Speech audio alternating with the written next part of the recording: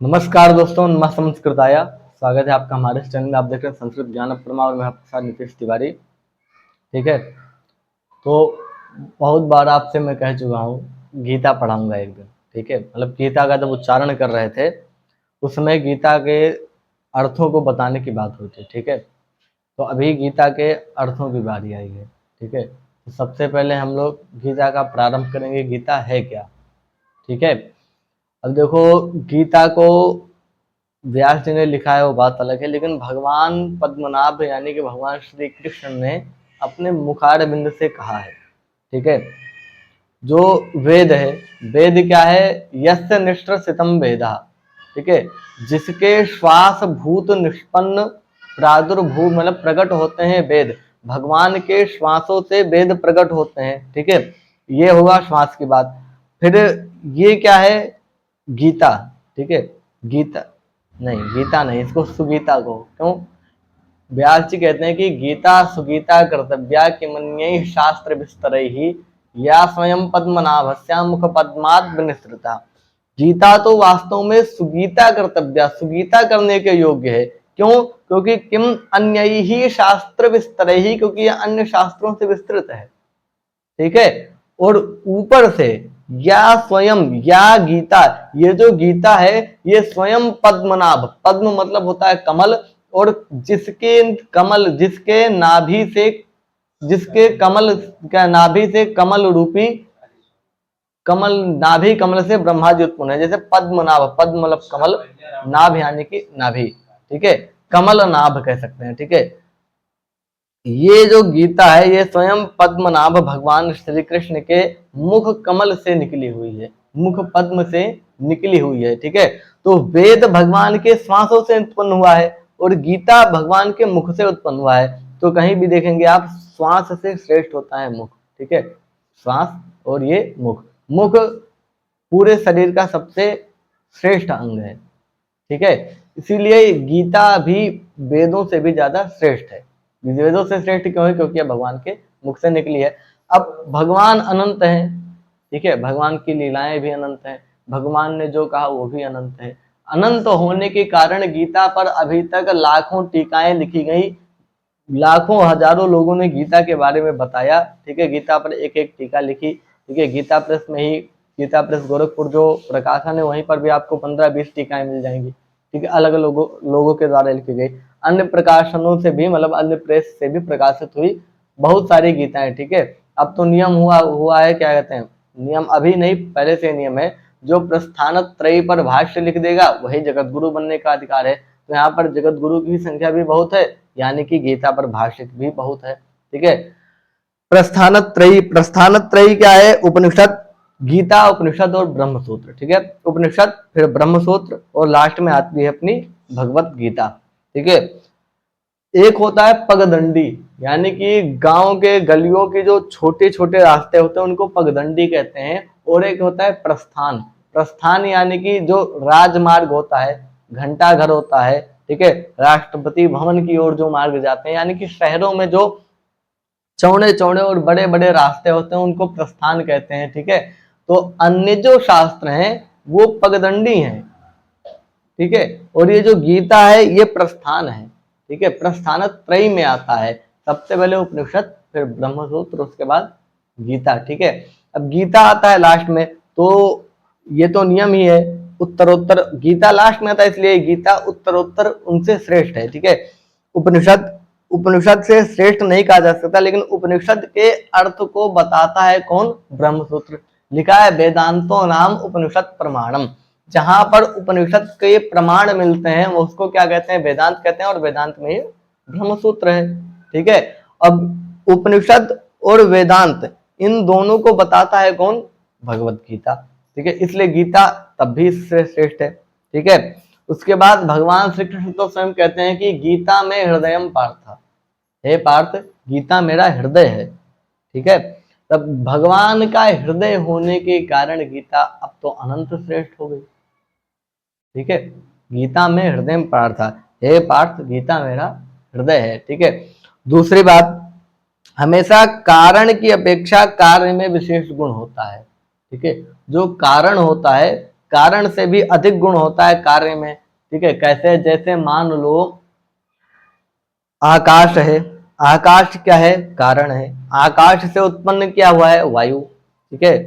भागवत में आप पढ़ेंगे, वहां पर भगवान कपिल देव सांख्य शास्त्र का उपदेश देते हैं, उसी के आगे उसी में वो सृष्टि की रचना का भी उपदेश देते हैं कि सृष्टि कैसे उत्पन्न हुई, कैसे इसका विनाश होगा, कौन करता धरता हरता, ये सब कौन है, ठीक है। इसका जब उपदेश देते हैं वहीं पर बताते हैं, मतलब आकाश से वायु उत्पन्न होता है। अब आकाश में कौन सा गुण है? शब्द गुणकम आकाशम, ठीक है। शब्द गुण वाला कौन है? आकाश। आकाश में शब्द रहता है, ठीक है। और आकाश से तद निष्पन्न क्या है? वायु, ठीक है। वायु में क्या है? रूप रहित स्पर्शमान वायु। जो रूप से रहित है और स्पर्शमान है, स्पर्शमान भी है, वो क्या है? वायु है, ठीक है। अब यहाँ पर नियम लगा लो, आत्मा वै जायते पुत्र, ठीक है। पुत्र पिता का अंश होता है, ठीक है। अब आकाश है, आकाश से उत्पन्न हुआ है क्या? वायु। तो आकाश हो गया जनक और जन्य क्या है? वायु। आकाश से क्या उत्पन्न हुआ है? वायु उत्पन्न हुई। तो वायु उत्पन्न हुई तो वायु क्या हो गया? उनके पिता हो गए, यानी कि जनक हो गए, और जन्य हो गई वायु। तो वायु में क्या होगा? विशेष गुण होगा। विशेष गुण क्या होगा? आत्मा वै जायते पुत्र, यानी कि पिता का जो गुण है, पिता का अंश पुत्र है, तो पिता में जो गुण होगा वो गुण पुत्र में भी होगा, और पुत्र का जो विशेष गुण है वो तो उसमें रहेगा ही। यानी कि वायु में शब्द भी पाए जाते हैं और वायु में स्पर्श भी पाया जाता है, ठीक है। अब मान लो हवा चल रही है, ये कैसे पता चलेगा? ये त्वचा के माध्यम से पता चलेगा, ठीक है। तो वायु ने त्वचा का स्पर्श किया, यानी कि वायु के पास सिर्फ एक ही गुण है, स्पर्श, ठीक है। लेकिन अब वो आकाश का जन्य होने के कारण हम जो अपने मुख से क्या कहते हैं शब्द निकालते हैं, वो शब्द क्या होता है? वायु के माध्यम से धीरे धीरे ऐसे ऐसे घूमता रहता है। शब्द क्या है? नित्य है, ठीक है। न्यायिक लोग इसको अनित्य मानते हैं, परंतु हमें वैयाकरण, ठीक है। तो वैयाकरण क्या करते हैं? इसको नित्य मानते हैं, ठीक है। शब्दम ब्रह्म, भाई शब्द ब्रह्म है, हम शब्द को ब्रह्म मानते हैं, और ब्रह्म क्या है? नित्य है। ब्रह्म नित्य है, इसलिए शब्द भी नित्य है। क्योंकि किसी नित्य वस्तु से उत्पन्न कोई भी ऐसी चीज होगा तो अनित्य नहीं हो सकता। जैसे मान लो सत्यम ब्रह्म जगत मिथ्या, ठीक है। ब्रह्म सत्य है और जगत मिथ्या है, ठीक है। अब अगर जगत ब्रह्म से उत्पन्न हुआ होता तो जगत मिथ्या नहीं होता। इससे यह सिद्ध होता है कि जगत का जो निर्माण है वो ब्रह्म ने नहीं किया, ठीक है। क्योंकि मान लो कोई सत्य वस्तु है, आत्मा वै जायते पुत्र, इसी नियम को मानो, ठीक है। पुत्र पिता का अंश होता है। अगर ब्रह्म ने सृष्टि की रचना की होती तो ब्रह्म हो जाते जनक और सृष्टि हो जाती जन्य, ठीक है। अब जब जनक नित्य है तो जन्य अनित्य कैसे हो सकता है? नहीं होगा, ठीक है। इसलिए सृष्टि की रचना ब्रह्म ने नहीं की। सृष्टि क्या हुई है? उत्पन्न हुई, अपने आप उत्पन्न हुई। जैसे मान लो यहाँ पर हमने कह दिया सत्यम ब्रह्म, ब्रह्म सत्य है, ठीक है। तो कैसे पता चलेगा ब्रह्म सत्य है? जब संसार में मान लो एक ब्रह्म ही है तो कैसे पता चलेगा ब्रह्म सत्य है? तो उस सत्य को बताने के लिए असत्य स्वयं आया, असत्य स्वयं प्रकट हो गया। जब सृष्टि आ गई तब हाँ लोगों के मतलब बीच ये निर्णय हो पाया कि ये असत्य है और ये सत्य है। जब असत्य होगा तभी तो हम सत्य को पहचानेंगे, ठीक है। जब कोई कार्य होता है, जब कोई असली चीज मार्केट में आती है तो डुप्लीकेट भी तुरंत बन जाती है, और जब डुप्लीकेट बनती है तभी उस सत्य की महत्ता होती है, ठीक है। जैसे मान लो एक ही प्रकार की मतलब चीज बाजार में बिक रही है तो कौन बोलेगा भाई असली वाला लेना, क्योंकि नकली तो है नहीं, तो सभी लोग असली ही लेंगे, ठीक है। लेकिन जब नकली आ जाएगी तो लोग उस चीज को लेने के लिए परिश्रम करने लगेंगे, क्योंकि उनको चाहिए हाँ भाई असली वाली ही चाहिए, क्योंकि नकली भी मार्केट में आ चुकी है। ऐसा होता है, ठीक है। तो जब असत्य आ जाता है तो उस सत्य की जो महिमा है वो और विस्तृत हो जाती है और प्रशंसनीय हो जाती है, ठीक है। फिर उस सत्य को पाने के लिए लोग परिश्रम करने लगते हैं। अब उस ब्रह्म का अंश कौन है? बोले कि जीव है ब्रह्म का अंश। जीव ब्रह्म का अंश है, यानी कि जीव भी नित्य है। जीव नित्य कैसे है? बोले कि जीव ब्रह्म ही मना पड़ा, जीव तो ब्रह्म ही है। हम क्या है? हम जीव हैं और हम तो ब्रह्म ही हैं, ठीक है, तभी तो बोले हम ब्रह्मास्मि, मैं ब्रह्म हूँ, जीव ब्रह्म ही, वो जीव ब्रह्म ही है, ना पढ़ा अन्य कोई नहीं है। ठीक है, तो जो ब्रह्म है वो हमारे भीतर है। ब्रह्म क्या है? हमारे भीतर है। लेकिन हमारे भीतर जब ब्रह्म है तब फिर हम ब्रह्म की पूजा क्यों करते हैं? हम ब्रह्म को क्या क्यों मानते हैं? ठीक है, हम किस, अगर ब्रह्म में ही हूं तो मैं किसकी पूजा कर रहा हूं? ठीक है, सबसे पहले तो बात आ गई अहम ब्रह्मास्मि पर। अहम ब्रह्मास्मि में जो अहम शब्द है, कौन सा सूत्र है? अहम शुभम और युस। ठीक है, अहम और शुभम शब्द से युस प्रत्यय होता है। जो वहां पर अहम शब्द से जब युस प्रत्यय करेंगे, ठीक है, तो अहम युह बनेगा और इसका अर्थ क्या हो जाएगा? अहंकारवान। यानी कि अहम मतलब होता है अहंकारवान। जिस दिन अहम ब्रह्मास्मि है, अहम ब्रह्मास्मि में जिस दिन अहम हट जाएगा उस दिन तुम ब्रह्म हो जाओगे। ठीक है, पहली बात। दूसरी बात क्या है? ज्ञान की। वो जो ब्रह्म है वो ज्ञान का अधिष्ठाता है। वो ज्ञाना, उसके अंदर ज्ञानाधिकरण है। ठीक है, उसमें ज्ञान है। अधिकरण मतलब होता है मैं पर। ठीक है, तो कारक पढ़ेंगे, कारक में पता होगा। अधिकरण मतलब मैं अथवा पर। ठीक है, तो ज्ञान में ब्रह्म है अथवा ज्ञान पर ब्रह्म है, दोनों अर्थ निकाल लेंगे। ठीक है, कुल मिलाकर कुल मिलाकर बात ये निष्पन्न आई कि हम भी ब्रह्म है, लेकिन अज्ञान रूपी अंधकार से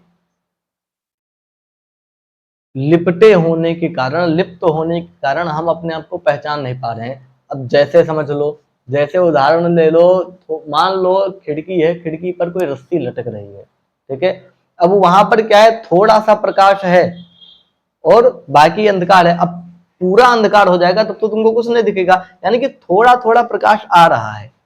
ठीक है, अब दूर से तुम देखोगे तो वो रस्सी तुमको रस्सी में तुमको सर्प की प्रतीति होगी। रज्जू में सर्प की प्रतीति, यानी कि रस्सी में सर्प की प्रतीति होती है। अब जब वहां पर थोड़ा सा अंधकार है तभी सर्प की प्रतीति होगी। जब वहां पर तुम दीपक जला दोगे या लाइट जला दोगे तो तुमको दिखने लगेगा कि अरे ये सर्प नहीं, ये तो रस्सी है। ठीक है, या यहीं पर दूसरी तरह समझो, बात यहाँ पर रस्सी और सर्प की नहीं हो रही थी। ये जो रस्सी है ये ब्रह्म है। ठीक है, और ये जो सर्प है ये जगत है, और जो तुम हो जीव, और ये जो प्रकाश हो रहा था वो ज्ञान है। ठीक है, जो प्रकाश हो रहा था वो ज्ञान है। अब जब तक थोड़ा थोड़ा ज्ञान, अभी तुम्हारे पास अल्प ज्ञान है, थोड़ा ज्ञान है, तुमको पता है ब्रह्म नामक कोई एक तत्व है। ठीक है, लेकिन वो कैसा है, कहाँ है, ये नहीं पता। अब जब ब्रह्म नामक तत्व तुमको पता हो रहा है, यानी कि दूर से देख रहे हो तो तुमको क्या सर्प दिख रहा है। सर्प यानी कि अभी जगत दिख रहा है, थोड़ा थोड़ा ज्ञान है इसलिए तुमको ये संसार दिख रहा है। जिस दिन ये ज्ञान रूपी वहां पर क्या कहते हैं, जिस दिन खिड़की के पास लाइट जल जाएगी, यानी कि जगत है ना, जगत के सामने जिस दिन तुम ज्ञान रूपी प्रकाश से प्रकाशित कर लोगे अपने आप को, उस दिन तुमको ये जगत नहीं दिखेगा, ये तुमको सब ब्रह्म दिखने लगेगा। महात्मा बुद्ध जी को देख लो अपने, है, महात्मा बुद्ध जी को जब ज्ञान प्राप्त हुआ तब उनको संसार से कोई मतलब ही नहीं रहा, संसार से विराग हो गया। क्यों? अब उनको संसार दिख ही नहीं रहा है, उनको पता चल गया संसार तो असत्य है। ठीक है, ज्ञान का सबसे पहला नियम यही है, जिस दिन ज्ञान रूपी ज्योति से तुम प्रकाशमान हो जाओगे, उस दिन ये तुमको जो जगत है ये जगत मिथ्या दिखने लगेगा और एक ब्रह्म ही सत्य दिखेगा। ठीक है, उस सत्य को जानना है तो क्या करना है? अपने आप को ज्ञान रूपी प्रकाश से, ज्योति से प्रकाशित करना है। गीता में देख लो, गीता में भगवान ने 4 प्रकार के भक्त बताए हैं। ठीक है, आर्त, जिज्ञासु, अर्थार्थी और ज्ञानी। ठीक है, आर्त यानी कि कोई पीड़ित है, मान लो एकदम से बहुत कष्ट है तुमको और तुम भगवान को याद कर रहे हो, तो ये आर्त हो गए। ठीक है, जिज्ञासु, कोई भगवान को जानना चाहता है इसलिए वो भगवान की पूजा कर रहा है, इसलिए वो धर्मशास्त्र इत्यादि पढ़ रहा है, उसको जानने की इच्छा है। ठीक है, ये क्या हो गए? जिज्ञासु हो गए। एक है अर्थार्थी, किसी को भैया धन चाहिए इसलिए भगवान की पूजा कर रहे हैं। ठीक है, एक हो गया ज्ञानी, ज्ञानी में प्रहलाद जी आते हैं अपने। ठीक है, तो फिर बता रहे हैं कि भगवान की तेषाम ज्ञाने नित्य युक्ता एक भक्त विशिष्ट थे प्रियो हि ज्ञान्योत्यर्था अहम च सच मम प्रियः। यानी कि तेषाम तेषाम चत्वारो भक्तानाम, उन चारों भक्तों के मध्य में हे पार्थ मुझको ज्ञानी भक्त सबसे ज्यादा प्रिय है। क्यों? ज्ञानी को मैं प्रिय हूं, अहम च सच मम प्रियः, ज्ञानी को मैं प्रिय हूं और ज्ञानी मुझको प्रिय है। ठीक है, इसलिए सबसे पहले ज्ञान को प्राप्त करो, यही क्या है? लक्ष्य है। क्योंकि शारीरिक शुद्धि क्या हो जाती है? स्नान इत्यादि करने से शारीरिक शुद्धि हो जाती है, लेकिन जो आंतरिक शुद्धि है वो केवल ज्ञान से होती है। योगे क्षेत्रज्ञ से सुरज्ञाना तत्शुद्धि परमामता। ठीक है, विशुद्धि परमावता। क्षेत्रज्ञेश्वर, ठीक है, एक होता है क्षेत्र, क्षेत्र मतलब होता है शरीर, और जो शरीर को जानता है वो क्षेत्रज्ञ, और जो शरीर और शरीर को जानने वाला जो क्षेत्रज्ञ है, इन दोनों का जो ईश्वर है वो क्षेत्रज्ञेश्वर। ठीक है, अब क्षेत्रज्ञेश्वर के बारे में आप जितना जानोगे, यानी कि ईश्वर के बारे में अधिक से अधिक जानने से ही आंतरिक शुद्धि मानी गई है। ठीक है, अब ईश्वर को जानने के कई मार्ग हैं। ठीक है, जिसमें से बता रहे हैं महाराज। ठीक है, देखो भगवान तो सर्वस्य चाहम हृदय सन्निविष्टा है, बोल रहे हैं भगवान है पार्थ में सभी के हृदय में विराजमान हूँ, सभी के हृदय में विराजमान हूँ। अब सभी के हृदय में जब परमात्मा विराजमान है तो मिलते क्यों नहीं है? ठीक है, अभी योगी जन है उनको तो परमात्मा दिखाई देते हैं, हमको नहीं दिखाई दे रहे हैं। बोले राग द्वेष, हृदय में परमात्मा भी है लेकिन हृदय में राग द्वेष भी है। राग द्वेष क्या है? तुम्हारे पर भारी है, हावी है। कि राग द्वेष की अधिकता के कारण तुमको परमात्मा दिखाई नहीं दे रहे हैं। जिस दिन ये राग द्वेष समाप्त हो जाएगा उस दिन परमात्मा दिखाई देंगे। क्यों? क्योंकि सर्वस्य चाहम हृदय सन्निविष्टा है परमात्मा, भगवान सभी के हृदय में बैठे हैं, विराजमान है, नित्य विराजमान है। ठीक है, फिर भगवान ने बोला इस ज्ञान को प्राप्त कैसे करें, मतलब मोक्ष को, परम सुख को कैसे प्राप्त करें? उन्होंने योग बताए हैं गीता में। क्या बताया? समत्वम योग उच्यते। और योग का अर्थ क्या बताया? समत्वम योग उच्यते, समता। समता मतलब बराबरी। ठीक है, कोई वैश्य है, कोई शूद्र है, कोई ब्राह्मण है, क्षत्रिय है, कोई जात पात नहीं, चाहे जात पात पूछे नहीं, कोई हरि को भजे सो हरि का होई। जात पात कोई नहीं पूछता, जो हरि को भजता है वही हरि का होता है। ठीक है, तो बोले समत्वम योग उच्यते, समता ही यानी कि बराबरी ही सबसे बड़ा योग है। ठीक है, तुम किसी को नीचा मत समझो, किसी को तुम ऊंचा मत समझो। जो उच्च कोटि के लोग हैं, यानी कि जो अमीर लोग हैं समाज में, वो उनका क्या कर्तव्य है? वो जो निम्न कोटि के लोग हैं वो अपने धन धान्य से, यानी कि धर्म अर्थ काम मोक्ष चारों प्रकार से, किसी भी प्रकार से उनकी क्या करें? मदद करें, सेवा करें। क्यों? क्योंकि तुम्हारा जो कर्तव्य है वो सामने वाले का अधिकार है। तुम धनी हो तो तुम्हारा कर्तव्य है दान करो, और जो गरीब है उनका ये अधिकार है, क्योंकि ये प्रकृति आपके पिताजी की है नहीं, प्रकृति सबकी है। ठीक है, प्रकृति सबकी, तो प्रकृति के जो भी आपको यहाँ मिला इस पृथ्वी पर वो यहीं से मिला। ठीक है, इस प्रकृति से मिला, तो ये आपका ही कैसे हो सकता है? इस पर सभी का अधिकार है। वो बात अलग है, आपने धनोपार्जन किया, धनोपार्जन करना चाहिए, क्योंकि पुरुषार्थ चतुष्टय में दूसरे नंबर पर ये आता है, धर्म के बाद अर्थ ही आता है। ठीक है, सबसे पहले दूसरे नंबर पर अर्थ सिद्धि करनी चाहिए। ठीक है, पैसा कमाओ, दबा के कमाओ, क्योंकि जो पैसा नहीं कमाता उसको मोक्ष का अधिकार ही नहीं है। क्यों मोक्ष का अधिकार नहीं? क्योंकि उसके पास पुरुषार्थ नहीं है। ठीक है, धर्म के बाद अर्थ ही आता है। धर्म तो करो, लेकिन धर्म होगा कैसे? बोले अर्थ सिद्धि होगा। नीति शास्त्र में हमारे अर्थ की यानी कि धन की बहुत बड़ी महिमा बताई गई है। ठीक है, सर्वे गुणा कांचन माश्रयन्ते बताया गया है, सभी गुण सोने में ही विद्यमान है। सोना यानी कि स्वर्ण, सभी गुण स्वर्ण में ही विद्यमान है। तो ये स्वर्ण ही है जो निम्न से निम्न कोटि के लोग को भी उच्च से उच्च उसका सम्मान करा देता है। ठीक है, जो अवंदनीय है, जिसकी वंदना नहीं करनी चाहिए, उसके पास भी यदि अर्थ आ गया तो आप उसकी वंदना करने लगेंगे, क्योंकि सभी गुण कांचन में ही है, सोने में ही है। ठीक है, कल कोई चमार व्यक्ति हो या शूद्र व्यक्ति हो, वो उसके धनी बन जाए तो आप उसके घर पर बैठे रहेंगे, भले ही आप ब्राह्मण हैं। क्यों? क्योंकि उसके पास कांचन रूपी गुण है, स्वर्ण रूपी गुण है, उसके पास धन है, ठीक है, इसलिए आप वहां पर बैठेंगे। अब वहां पर उसकी जितना छुआछूत था आपका वो समाप्त हो गया, ठीक है। सबसे बड़ा है अर्थ, धर्म, अर्थ। सबसे पहले धर्म का पालन करो। क्यों? क्योंकि स्वधर्मे निधनम श्रेयः पर धर्मो भयावह। अपने धर्म में मर जाना श्रेष्ठ है, क्योंकि दूसरों का धर्म हमेशा भय का कारण होता है, ठीक है। उसके बाद अर्थ सिद्धि करो, फिर काम करो। कामवास क्या कहते हैं? काम मतलब होता है संसार में जो भोग्य वस्तुएं हैं, जो ऐश्वर्य इत्यादि हैं, उनका तुम भोग करो। क्यों? ये तुम्हारा शरीर है। शरीर कहते किसे हैं? बोलने की भोगायतनम शरीरम। भोग का जो आयतन हो, भोग का जो कारण हो, यानी कि भोग जिसमें हो, उसको कहते हैं शरीर, ठीक है। फिर दूसरा बता रहे हैं चेष्टाश्रय हुआ, चेष्टा का जो आश्रय हो। अब चेष्टा किसे कहते हैं? हिताहित प्राप्ति परिहारानुकूला क्रिया चेष्टा। हित की प्राप्ति, अहित का परिहार। हित की जो हित की प्राप्ति कराए और अहित का परिहार कराए, ऐसे अनुकूल कार्यों को कराने वाला जो भी है उसको चेष्टा कहते हैं। और उस चेष्टा का आश्रय क्या है? शरीर। ये जो शरीर है ये तुमसे कभी नहीं कहेगा जाओ हाथ काट लो। क्यों? ये तुम्हारे अहित में है, इसका वो क्या करेगा? प्रतिकूल कर देगा। तुम्हारे प्रतिकूल में, इसलिए इसका क्या करेगा? परिहार करेगा। और जो तुम्हारे हित में है उसकी प्राप्ति कराएगा। हमेशा शरीर अपने हित की प्राप्ति के लिए चेष्टा करता है, ठीक है। ये है शरीर। शरीर है इसलिए काम करो, उसके बाद क्या हो जाएगा? मोक्ष मिल जाएगा, ठीक है। दूसरा यहाँ पर जो गीता की बात है कि गीता में समत्वम योग उच्यते, योग बताए।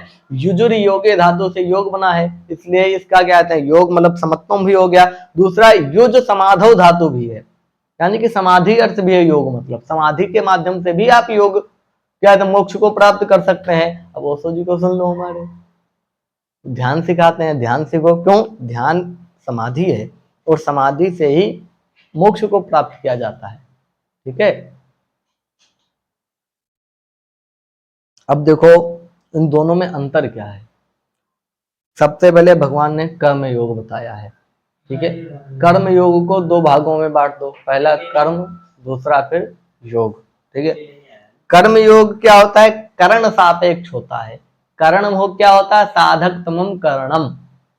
जो किसी कार्य को कराने में अत्यंत साधक हो उसको करण कहते हैं, ठीक है।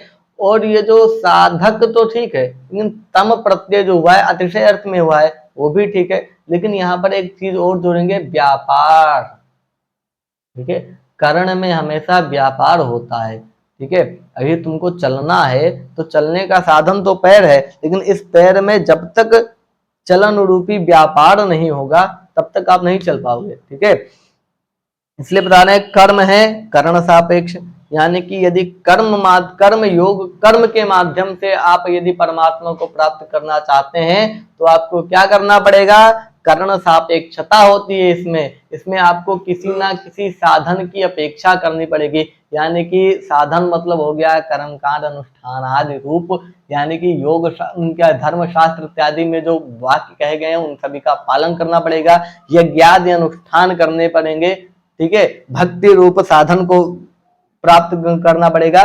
तो इससे क्या हो जाएगा? कर्म के माध्यम से ये भगवान को प्राप्त करने का पहला। दूसरा फिर बताया, इस दूसरा क्या होता है कर्म में? बोले कर्तव्य परायणता होनी चाहिए इसमें, यानी कि आप अपने कर्तव्य के प्रति परायण रहें, यानी कि कर्तव्य को हमेशा करते नहीं, ये नहीं कि हम जैसे मान लो धर्मशास्त्र इत्यादि में जो बताया गया है वो अपना कर्तव्य समझो और उस कर्तव्य का एकदम से पालन करो। जैसे पतिव्रता नारी होती है, उसी तरह अपने कर्तव्य को क्या बना लो, अपना पति समझो, ठीक है। और उसके प्रति हमेशा तुम तत्पर रहो, ठीक है, एक निष्ठ रहो, ब्रह्मचारी रहो। ब्रह्मचारी मतलब क्या होता है? ब्रह्म मतलब ब्रह्मचर मतलब चलना, ब्रह्मणा विचरतीति ब्रह्मचारा, और सा ब्रह्मचारी, जो ब्रह्म में हमेशा विचरण करे वो ब्रह्मचारी होता है, जो ब्रह्म में सदा विचरण करे वो ब्रह्मचारी होता है। अब ये नहीं कि तुम किसी को गाली देकर आ गए, हैं, लड़ाई वड़ाई कर कर आ गए, फिर दोस्तों से बोले भैया 2 महीने से हम ब्रह्मचर्य का पालन कर रहे हैं। ये कौन सा ब्रह्मचर्य है? ब्रह्मचर्य यानी कि हमेशा तुम ब्रह्म में रमण करो, हमेशा ध्यान में बैठो रहो, समाधि में बैठे रहो, ठीक है, हमेशा ध्यान करते रहो, समाधि करते रहो, एक निष्ठ रहो। जैसे मान लो एक विद्यार्थी है, विद्यार्थी का क्या काम है, मान लो वो विद्यार्थी दिन में एक समय बनाया अपना, मतलब शेड्यूल बनाया, इतने बजे से इतने बजे तक मैं पढ़ूंगा, तो वो अपने पढ़ाई के प्रति ब्रह्मचारी है, ठीक है। कोई व्यक्ति है वो बोला इतने बजे मैं खाना खाऊंगा, तो वो भक्षण क्रिया के रूप प्रति क्या है, ब्रह्मचारी है। कोई शेड्यूल बनाया मैं 5 बजे दौड़ने जाऊंगा, तो दौड़ने के प्रति ब्रह्मचारी है, मतलब किसी के प्रति निष्ठ हो जाना, ठीक है। यहाँ पर क्या कर्तव्य परायणता बोल रहा है, यानी कि धर्म शास्त्र इत्यादि जो भी आपको कर्म बता रहे हैं, उस कर्म के प्रति आप परायण रहें, ब्रह्मचर्य का पालन करें, उसके प्रति मतलब निष्ठ हो जाएं। ब्रह्मचर्य यानी कि निष्ठावान, निष्ठावान ब्रह्मचारी। अब योग क्या है? योग देखो थोड़ा कठिन भी है, लेकिन इस पर कुछ करना नहीं होता है, ठीक है। ओशो बाबा अपने क्या सिखाते हैं? योग सिखाते हैं, कुछ करने के लिए नहीं बोलते हैं, बैठे रहो योग करो। क्यों? अब देखो बुद्ध जी थे, महात्मा बुद्ध, महावीर स्वामी, कुछ किया इन्होंने है? अनुष्ठान इत्यादि कुछ किया? नहीं किया, फिर भी इनको ज्ञान की प्राप्ति हुई। वो बात अलग है कि जिनके कारण इनको ज्ञान की प्राप्ति हुई उन्हीं को इन्होंने नहीं माना, वो बात अलग है, ठीक है। लेकिन इनको ज्ञान की प्राप्ति हुई किसके माध्यम से? योग के माध्यम से। और भगवान योग में क्या नियम होता है? करण सापेक्ष होता है, ये नहीं, करण निरपेक्ष होता है, सॉरी। योग क्या होता है? करण निरपेक्ष होता है, यानी कि इसमें किसी भी साधन की तुमको कोई आवश्यकता नहीं है, बैठे रहो, कुछ नहीं करना है। स्वाधीनता होती है इसमें, तुम अपने अधीन हो, किसी धर्म शास्त्र इत्यादि के अधीन नहीं हो। कोई भी कुछ भी शास्त्र कुछ भी कह रहा है ये करो ये करो, तुम कुछ मत करो, तुम बैठे रहो, सिर्फ ध्यान करो, ठीक है। ये क्या है? योग है। और योग क्या है? सबसे श्रेष्ठ है। योग के माध्यम से परमात्मा को प्राप्त करना सबसे कठिन भी है, सबसे श्रेष्ठ भी है, ठीक है। अब तपस्वी लोग क्या होते हैं? जंगल में बैठे रहते हैं, जंगल में कौन जाएगा उनको क्या कहते हैं, ये सब पूजन की सामग्री वामग्री देने के लिए, यानी कि पूजन वूजन इत्यादि वो लोग बढ़िया से नहीं करते होंगे, मतलब क्या कहते हैं, जो कोई कोई होता है ना कि कई साल से भैया ये समाधि में बैठे हुए हैं। अब नियम होता, अगर ऐसा नियम होता कि रोज यज्ञ करो, ठीक है, रोज यज्ञ करो, ऐसा तो नियम है, लेकिन रोज यज्ञ ही करो ऐसा यदि नियम होता, तब तो उनका अनुष्ठान भंग हो गया, क्योंकि वो तो क्या है, कई वर्षों से समाधि में बैठे हैं। ऐसा होता ना कि कथा वथा सुनते कि ऋषि मुनि ये इतने अब समाधि लगाए थे, अब खोले। अब जैसे यहाँ पर देखो कलयुग का उदाहरण दो, कलयुग का उदाहरण दो तो एक ग्रंथ है शिवराज विजय। शिवराज विजय में 1000 ईस्वी की बात कही गई है, जब क्या कहते हैं महमूद गजनवी सबसे पहले भारत आया, ठीक है। महमूद गजनवी जिस समय भारत आया था, उस समय एक योगी जन थे, ठीक है, एक आश्रम था जिसमें गौरवटु और कृष्ण श्याम वटु, गौरवटु यानी कि गौर सिंह और श्याम सिंह, ठीक है, ये दोनों पढ़ रहे थे। उसी समय एक योगी जन आए थे, मतलब क्या कहते हैं, एक पहाड़ी थी, पहाड़ी पर एक योगी जन तपस्या करते थे, कोई उनको अगस्त्य, कोई उनको कपिल इत्यादि सब कहते रहते थे। एक दिन उनकी क्या तो समाधि टूटी और वो वहां पर पास के गुरुकुल में आए, ठीक है। जब वो नीचे उतर रहे थे तो वो दोनों जो श्याम मोटू और गोटू दोनों बालक थे, उन्होंने अपने गुरुकुल में उनको लेकर गए, ठीक है। उसके बाद फिर उन्होंने जब पूछा तो उन्होंने बताया कि मैंने युधिष्ठिर के समय में समाधि लगाई थी, और फिर विक्रमादित्य जब राजा थे तब खोली, और फिर विक्रमादित्य के समय में मैंने समाधि लगाई, तो अब मैं खोल रहा हूँ जब भारत की ऐसी दुर्दशा आ गई। मतलब उन्होंने भारत की दुर्दशा पूछी तो मतलब लोगों ने बताया कि ऐसा ऐसा हो गया है, फिर वो समाधि में चले गए, अब तक उनका कोई पता नहीं है, ठीक है। तो ये होता है समाधि, ठीक है। समाधि के बारे में महर्षि पतंजलि जी ने बताया है, अष्टांग योग का उपदेश दिया है, धारणा ध्यान समाधि, यम नियम आसन प्राणायाम प्रत्याहार प्राणायाम धारणा ध्यान समाधि। समाधि क्या है? योग की सबसे उत्कृष्ट सबसे चरम सीढ़ी जो है वो है समाधि, इसके बाद कुछ नहीं है, इसके बाद फिर आनंद है, ठीक है। कुल मिलाकर गीता में हृदय पार्था, गीता को कल से शुरू करेंगे, ठीक है। गीता में एक ही बात कही गई है, तत्व जो है वासुदेवा सर्वम, सब कुछ वासुदेव ही हैं, ठीक है। अभी कि चर्चा तो गीता की चल रही थी, लेकिन चर्चा यहाँ पर ब्रह्म या वो वेदांत की भी चल गई। ठीक है, बाकी सब कुछ सही है। माया छाया एक सी, बिरला जाने कोई। माया और छाया दोनों एक जैसी है, और ध्वजा गुरु जी बता रहे थे। ठीक है, माया छाया एक सी, बिरला जाने कोई। माया और छाया, ध्यान से सुनो, माया छाया। छाया कौन? जो तुम्हारी परछाई है। और माया कौन? अरे माया जो क्या कहते हैं, वेदांत में तीन तत्व बताया है, वेदांत में तीन तत्व बताया है, जीव, माया, ब्रह्म। ठीक है, ब्रह्म है, माया है, जीव है। जीव और ब्रह्म के बीच में ये माया बैठी हुई है। ये माया यदि हट जाए, यहां से हटेगी कैसे? ये ज्ञान रूपी खंजर से जब इसको तुम काट दोगे तो ये हट जाएगी। ठीक है, क्या कहते हैं कि धर्म, उपनिषद का एक देखो वाक्य सुनो कि धर्म रज्ज्वा ब्रजेर ऊर्धा। धर्म की रस्सी पकड़कर तुम चलोगे तो ऊपर उठोगे। पाप रज्ज्वा वृद्धेरधा, पाप की रस्सी पकड़कर तुम चलोगे तो नीचे जाओगे। लेकिन फिर बोल रहे उभय ज्ञानासिने चित्वा, इनको धर्म की रस्सी और अधर्म की रस्सी, इन दोनों को ज्ञान रूपी खंजर से यदि काट दोगे तुम, विदेहा शांति में चति, फिर तुमको शांति मिलेगी। यानी कि ना तुम धर्म का पालन करो, ना तुम अधर्म का पालन करो। ठीक है, जो योगी जन होते हैं उनसे धर्म में कोई मतलब नहीं होता है, यज्ञ अनुष्ठान संध्या उपासना उनसे कोई मतलब नहीं होगा, क्योंकि वो इससे भी श्रेष्ठ जा चुके हैं, वो योग को प्राप्त कर चुके हैं। ठीक है, कुल मिलाकर योग से क्या होगा? विवेक पैदा होगा, ज्ञान आएगा। ठीक है, शांति मिलेगी, आनंद आएगा। योग करो। भगवान ने क्रमशः कर्म योग, फिर ज्ञान योग, फिर भक्ति योग, इन तीन का क्या क्या है? उपदेश दिया है। ठीक है, माया छाया दोनों एक जैसी होती है।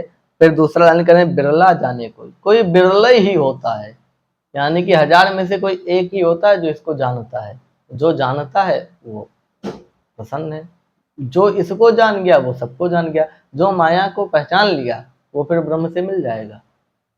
अरे मान लो ये जीव है, ये ब्रह्म है, ये माया है, अब इस जीव को पता ही नहीं यहाँ पर कोई है। जिस जीव को पता चल जाएगा कि बीच में भी कोई है, तभी तो उसको हटाएगा। उसको पता कैसे चलेगा? ज्ञान से पता चलेगा। ठीक है, ऋते ज्ञानान न मुक्ति, ज्ञान के बिना मुक्ति नहीं है। फिर आगे फिर उपनिषद कहते हैं विद्यामृतमश्नुते, विद्या से अमृतत्व की प्राप्ति होती है। आगे फिर क्या बोल रहे हैं कि या विद्या सा विमुक्त है, वही विद्या है, सा विद्या या विमुक्त है, वही विद्या है जो मुक्ति को दिलाए। ठीक है, तो विद्या क्या करती है? हमको अमृतत्व की प्राप्ति कराती है, मुक्ति दिलाती है, मोक्ष की ओर ले जाती है। देखो 6 शास्त्र हैं अपने आस्तिक, 3 शास्त्र हैं नास्तिक, लेकिन मोक्ष को इन 9 ने माना है। मोक्ष का खंडन कोई नहीं कर पाया। ठीक है, मोक्ष परम शांति है।